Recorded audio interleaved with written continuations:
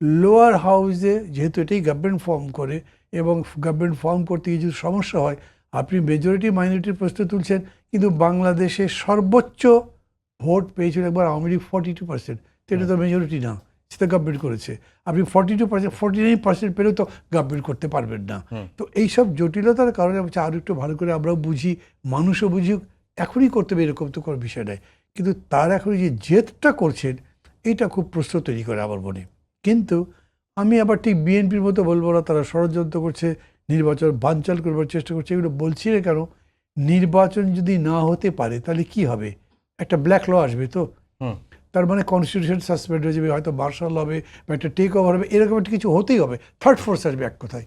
তাতে তো জামাতেরও কোনো লাভ হওয়ার আমি কারণ দেখছি না, বরঞ্চ তাদেরও বিপদই হতে পারে। তাদের তো এখন তারা ডাকসু জাকসু জিতেছে, ইলেকশন যদি ঠিক মতো হয় কি জানি ডাকসু চাকসু, তো তারা আশাবাদী, সেটা তো পুরোটাই বিপদের মধ্যে পড়বে। তারা কেন এটা চায়? আমি তাদের নেতাদের জিজ্ঞেস করেছি, এখন তাদের এই জবাবগুলো যাই দিয়েছেন, ভেরি সফট স্পোকেন, কিন্তু আমার কাছে খুব লজিক্যাল মনে হয়নি কথাগুলো, যে তারা এইটা বিরোধিতা করছে কেন আর রাস্তায় নামলো কেন।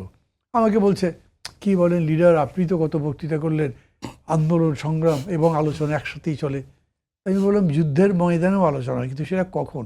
যুদ্ধ চলছে, চলতে চলতে টায়ার্ড, পারা যাচ্ছে না, উভয় পক্ষই মনে করে অন্তত কিছুদিনের জন্য হোক অথবা চিরস্তরে বন্ধ হোক, তখন যুদ্ধ চলতেও আলোচনা চলে।